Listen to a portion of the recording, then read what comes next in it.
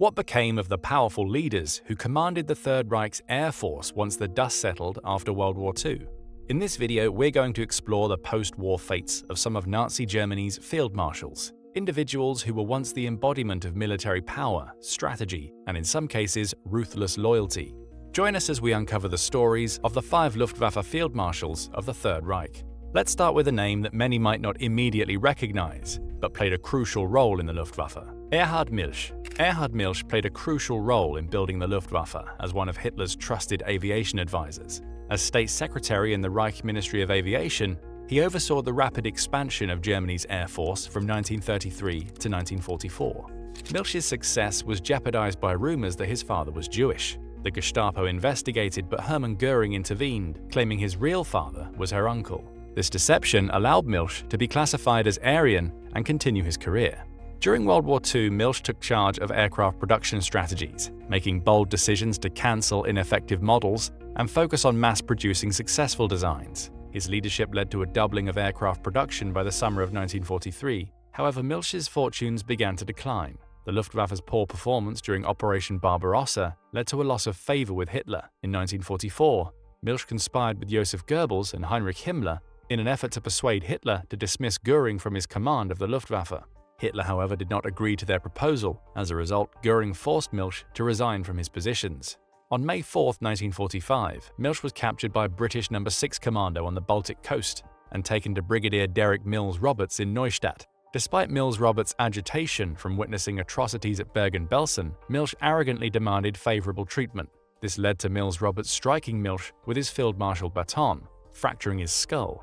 Milch was later robbed by British soldiers at Seerhagen Castle and sent to a holding camp for Nazi prisoners. He was subsequently put on trial at Nuremberg in 1947, where he was found guilty of war crimes and crimes against humanity. Initially sentenced to life in prison, his sentence was later reduced to 15 years. Milch was released in 1954 after serving just over half of his reduced sentence. He returned to the aviation industry as an industrial consultant. He passed away in 1972 as the last living Luftwaffe Field Marshal.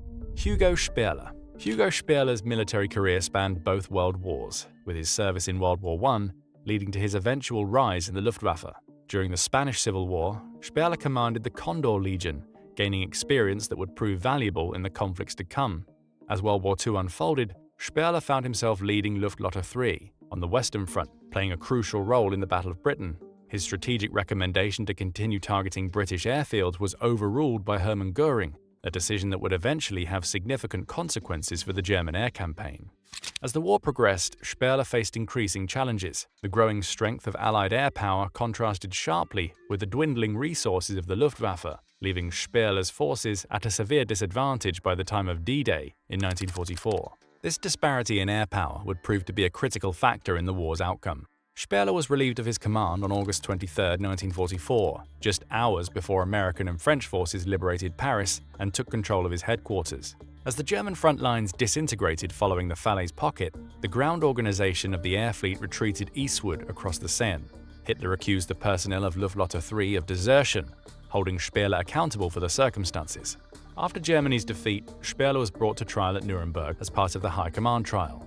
Despite his rank and involvement in controversial operations, he was acquitted of all charges. The reasons for this outcome were complex, involving factors such as the specific evidence presented and the legal standards applied during the trials. Following his acquittal, Sperler lived quietly in post-war Germany, reflecting on the strategic mistakes and overwhelming odds faced by the Luftwaffe during the conflict. He died in Munich in 1953, leaving behind a legacy that continues to provoke discussion among historians about military leadership and accountability during wartime.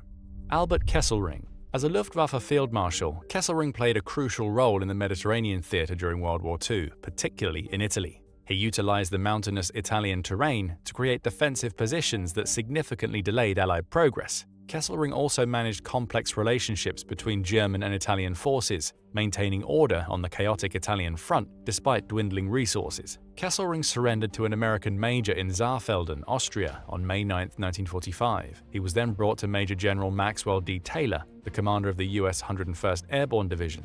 Taylor treated Kesselring with courtesy, allowing him to keep his weapons and Field Marshal's baton. Taylor also arranged accommodations for Kesselring and his staff at a hotel in Berchtesgaden. Photos of Taylor and Kesselring having tea together sparked significant reactions in the United States. Kesselring was put on trial for war crimes. The most serious charge against him stemmed from the Ardeatine massacre, where 335 Italian civilians were executed in retaliation for partisan attacks. In 1947, the court found Kesselring guilty and initially sentenced him to death. However, his sentence was commuted to life imprisonment, sparking controversy about justice in the aftermath of World War II.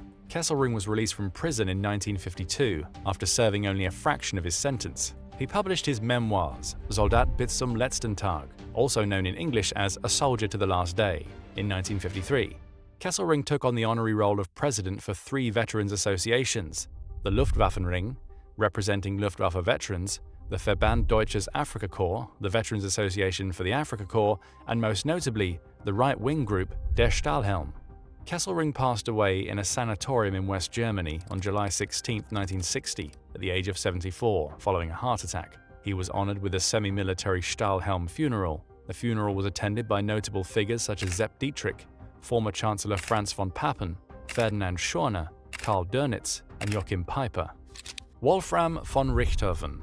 Wolfram von Richthofen, cousin of the infamous Red Baron Manfred von Richthofen, made significant contributions to World War II air warfare. His innovations shaped the Luftwaffe's early successes and left a lasting impact on military aviation. Richthofen's expertise in combining close air support with ground operations enhanced the effectiveness of the Luftwaffe in the early years of the conflict. His leadership in the Condor Legion during the Spanish Civil War demonstrated his innovative approach to air warfare. Richthofen developed tactics that integrated bombers and fighters to support ground troops, which later became a key element of the Blitzkrieg strategy. He also established effective air-ground communication systems, setting new standards for future campaigns. These tactical innovations proved highly successful in the early stages of World War II, solidifying the Luftwaffe's reputation as a formidable force. However, as the war progressed, the limitations of Richthofen's approach became apparent, particularly during the Battle of Stalingrad. The Luftwaffe's inability to supply the encircled German Sixth Army highlighted the constraints of air power when not adequately supported by ground forces. Throughout 1944, Richthofen suffered from headaches and exhaustion. In October of that year, Richthofen's military career ended abruptly due to a brain tumor diagnosis. He underwent surgery to remove the tumor, and although initially deemed successful, the surgery only temporarily slowed the tumor's progression. In November 1944, Richthofen was officially relieved of his command and transferred to the Führer Reserve. Germany surrendered on May 8, 1945, and the hospital was taken over by the American Third Army, making Richthofen a prisoner of war. He passed away on July 12, 1945, as an American POW in the Air Force Hospital in Bad Ischl. Unlike many of his contemporaries, Richthofen's death before the end of the war meant he escaped post-war justice. Robert Ritter von Greim. Von Greim had a distinguished military career, starting as a fighter pilot during World War I, where his aerial skills earned him the prestigious Pour le Mérite Award. In the final days of the war, von Greim, by now a seasoned Luftwaffe general, was summoned by Adolf Hitler to Berlin.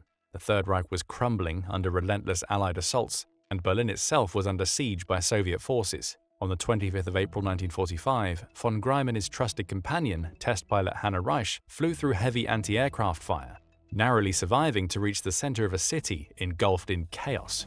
Upon von Greim's arrival in the bunker, he was immediately tasked with an urgent mission. Hermann Göring, the commander-in-chief of the Luftwaffe and a loyal ally of Hitler, had attempted to seize control of power in anticipation of Hitler's downfall.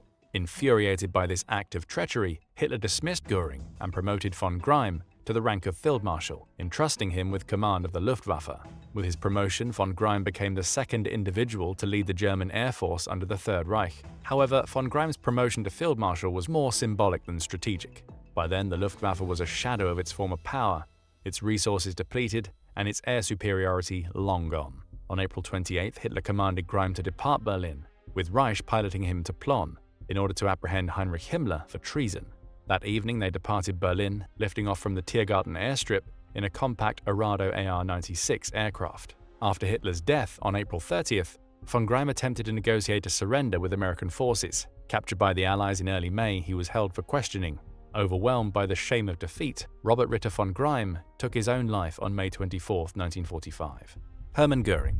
Hermann Göring's capture in May 1945 marked the beginning of a dramatic chapter in the aftermath of World War II. As the highest-ranking Nazi officer to face trial, Göring's case would become a focal point of the Nuremberg trials. Göring's rise to power was swift, aided by his early association with Adolf Hitler. As commander-in-chief of the Luftwaffe and Reichsmarshal of the Greater German Reich, he held significant influence in the Nazi regime. However, his standing diminished as the war progressed, particularly due to the Luftwaffe's failure to achieve air superiority during critical campaigns like the Battle of Britain. Upon his capture by American forces, Göring displayed a calculated approach to his imprisonment. He engaged with his captors, attempting to manipulate the narrative surrounding his upcoming trial. His charm and intelligence were evident as he sought to improve his situation, even befriending some of his guards. At Nuremberg, Göring faced charges including conspiracy, crimes against peace, war crimes, and crimes against humanity. He pleaded not guilty to all counts. Throughout the trial, he attempted to dominate proceedings, often making jokes and trying to influence other defendants. His behavior led to his placement in solitary confinement. Göring's defense strategy centered on portraying himself as a loyal subordinate to Hitler, claiming ignorance of the regime's atrocities. Despite these efforts, the evidence against him was overwhelming.